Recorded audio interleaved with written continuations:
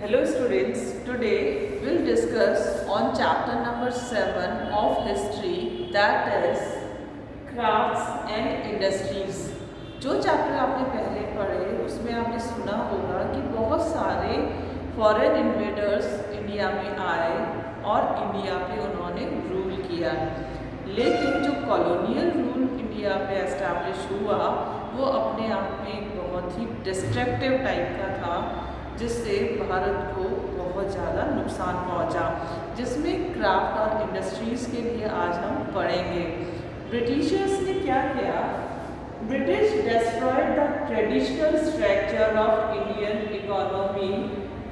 उन्होंने जो एक अपना पारंपरिक तरीका था, जो हेरिडिटरी सिस्टम या ऑक्यूपेशन यहाँ के लोग किया करते थे, उस चीज़ को उन्होंने बहुत बुरी तरह से ख़त्म किया। तो इसमें हम सबसे पहले पढ़ते हैं कि उन्होंने कैसे खत्म किया। By taking away raw material to England. वो यहाँ से उन्होंने क्या देखा, इंडिया पे उन्होंने इसी वजह से कंट्रोल किया कि यहाँ पे जो लोग हैं वो क्या है, इनोसेंट थे, और इसके अलावा यहाँ पे रिसोर्स बहुत ज़्यादा था। तो उन्होंने रॉ मटेरियल यहाँ से इंग्लैंड भेजना स्टार्ट कर दिया। तो रॉ मटेरियल जब इंग्लैंड जाने लग गया तो यहाँ के जो हैंडीक्राफ्ट्स या क्राफ्ट्समैन थे उनके पास उसकी कमी होने लग गई। और second, by selling the finished products in the Indian market. और फिर वहाँ पे क्या होने लगा था, इंडस्ट्रियल सेटअप होने लगा था, न्यू ऑटोमेटिक मशीन्स डेवलप होने लगी थी, जबकि इंडिया में ऐसा नहीं था।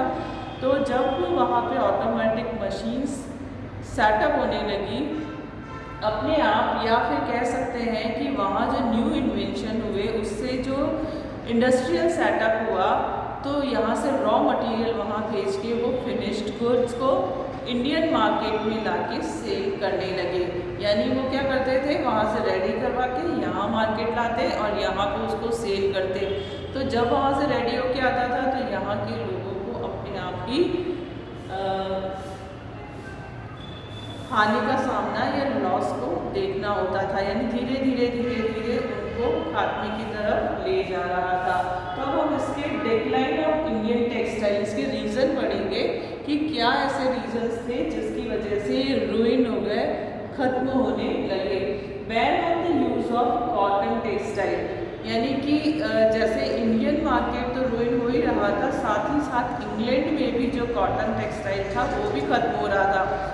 अब जैसे यहाँ से रॉ मटेरियल कॉलोनियल या ब्रिटिशर्स कहाँ भी जाने लगे, इंग्लैंड भेजने लगे, तो वहाँ के जो कॉटन टेक्सटाइल मार्केट था उसके ऊपर बहुत बड़ी मुसीबत आने लगी। तो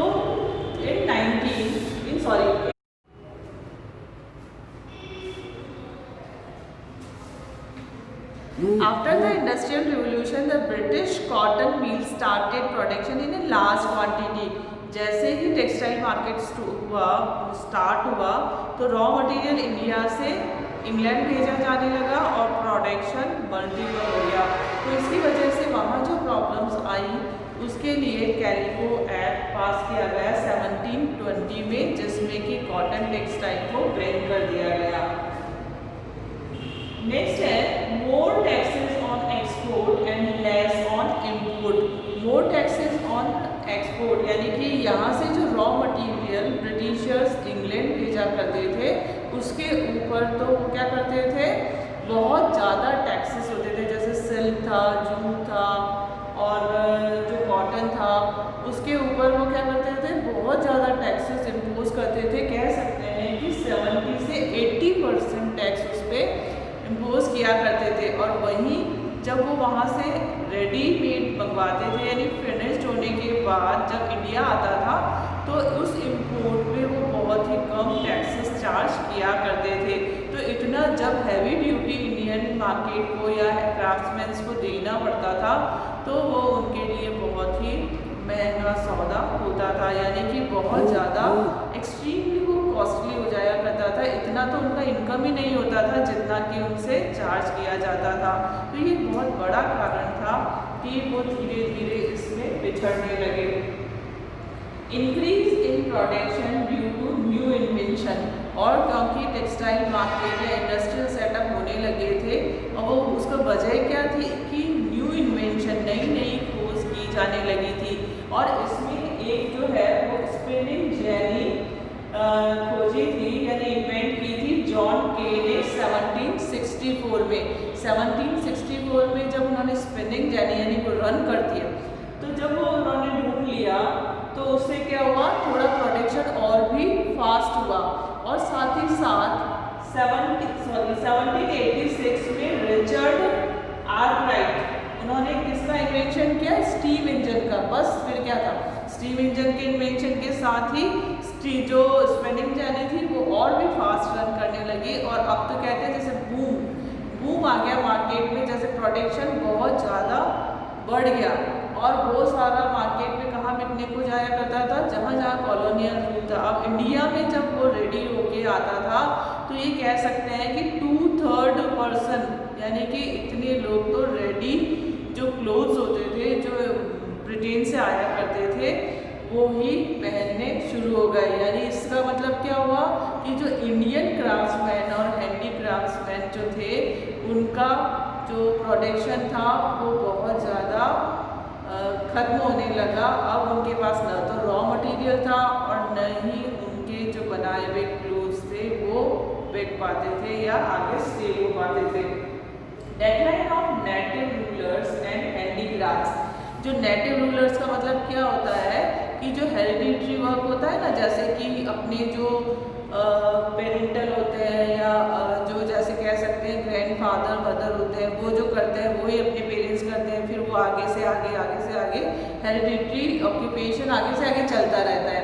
लेकिन अब क्या हुआ था, क्योंकि रॉ मटेरियल नहीं था तो इस वजह से जो पुराने ऑक्यूपेशंस थे, हेरिडिटरी ऑक्यूपेशंस थे, अब वो धीरे धीरे खात्मे की तरफ आ रहे थे। और उन लोगों पर क्या जोर दिया जा रहा था कि अब तुम इस ऑक्यूपेशन को छोड़ के एग्रीकल्चर को अडॉप्ट कर लो। क्यों? क्योंकि उसमें भी उनका बेनिफिट था। वो उसकी जगह पे प्लांटेशन ऑफ इंडिगो को ही फोर्स करते थे, ग्रो करने पे फोर्स करते थे। तो ये बड़ा कारण था कि जो हैंडीक्राफ्ट्स थे वो भी धीरे धीरे खात्मे की तरफ आ रहे थे। और वो क्या होते थे, ज़्यादा कॉस्टली होते थे। ज़्यादा कॉस्टली क्यों होते थे? क्योंकि जब वो हाथ से बनाए जाते थे तो उसमें बहुत ज़्यादा मेहनत लगती थी। और वहीं पे रॉ मटेरियल इंग्लैंड भेज देने के बाद जब वो फर्निश्ड प्रोडक्ट में कन्वर्ट हो जाते थे तो उसमें मेहनत भी कम लगती थी क्योंकि वो मशीनों से बनता था। और in comparison to Indian cloth बहुत क्या होता था, चीप होता था, उसकी रेट्स कम होती थी। इसी वजह से लोग ज़्यादातर उनको खरीदा करते थे। तो अपने आप ही वो जो मटेरियल इंडियन क्राफ्ट्समैन द्वारा बनाया जाता था वेस्ट हो जाता था। तो इस तरह से उनको डे बाय डे लॉस हो रहा था। और वो क्योंकि लोग उन्हें क्या करते जा रहे थे, छोड़ते जा रहे थे, क्योंकि प्रॉफिट नहीं था तो वो आगे प्रोडक्शन भी नहीं करते थे। Carrying raw material at cheap rates, यहाँ से जब रॉ मटेरियल इंग्लैंड ले जाया जाता था तो यहाँ के जो पीजेंट्स थे जिससे वो रॉ मटेरियल लेते थे, प्राइमरी सेक्टर्स थे, उनको बहुत ही कम रेट दिया करते थे। उनके रॉ मटेरियल की रेट्स उनको बहुत ही कम दिया करते थे और ज़बरदस्ती उनसे लेते भी थे। और जब वो वहाँ से रेडी होके आता था मटेरियल, फिनिश्ड प्रोडक्शन जब आता था तो फिर क्या होता था, उसका जो कॉस्ट होता था वो बहुत ज़्यादा कर दिया जाता था, यानी उसको महंगा कर दिया जाता था ताकि वो लोग खरीद ही नहीं सकते थे। तो इस वजह से भी market day by day down होता जा रहा था। अभी क्या होता था कि जो शिप यानी जहाज होते हैं ना, वो यहाँ से जो रॉ मटेरियल लेके जाता था उस पर टैक्सेस बहुत ज़्यादा होते थे। और जब वहाँ से रेडी होके आता था वही शिप यहाँ से रॉ मटेरियल ले जाता था और वहाँ से लोड किए जाते थे उस पर रेडी, यानी कि जो तैयार हो चुके क्लोथ्स या टेक्सटाइल था वो उस पर लोड कर दिया जाता था और वो वापस इंडिया आ जाया करता था। और यहाँ पे उसको महंगे यानी कि ज़्यादा रेट्स में यहाँ पे उनको सेल किया जाता था। रूइन ऑफ हेरिडिटरी ऑक्यूपेशन, जैसा कि मैंने आपको बताया, वो हैंडीक्राफ्ट जो कि पुराने टाइम से अपने पुरखे जिसको बोलते हैं वो बनाया करते थे, अब वो सिस्टम धीरे धीरे खत्म होता जा रहा था। मोर प्रेशर ऑन एग्रीकल्चर, बहुत ज़्यादा दबाव उनके ऊपर डाला जा रहा था कि अब जो ये बिजनेस है उसे छोड़ के ज़्यादा से ज़्यादा एग्रीकल्चरल प्रोडक्ट को करना है, क्योंकि उन्हें क्या रिक्वायर्ड था, उनको लेबर रिक्वायर्ड था उन फील्ड्स पे जो कि अब कन्वर्ट हो चुकी थी इंडिगो प्लांटेशन में। तो वहाँ पे उनको लेबर रिक्वायर्ड थी। तो यहाँ से जो हैंडीक्राफ्ट्स और क्राफ्ट्समैन जो अब धीरे धीरे अपने बिजनेस को बंद कर चुके थे, उनको उन्होंने एज ए फील्ड लेबरर या एग्रीकल्चरल लेबरर में कन्वर्ट करना शुरू कर दिया था। उनको दबाव डाल डाल के इस तरह की पॉलिसीज़ उन्होंने एडॉप्ट की थी।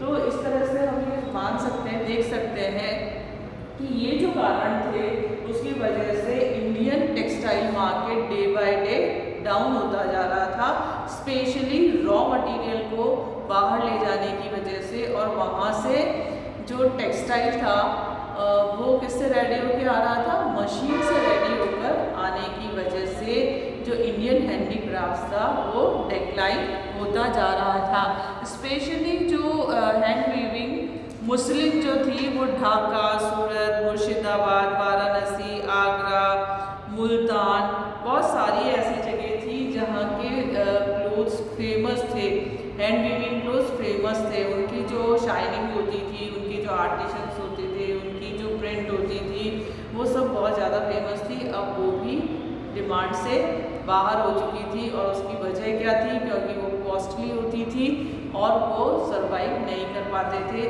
जो बाहर के लोग होते थे उनकी डिमांड थी, लेकिन वो बहुत ही लो डिमांड होने की वजह से ये जो बिजनेस थे, ये जो क्राफ्ट्स थे, वो धीरे धीरे खत्म होते जा रहे थे।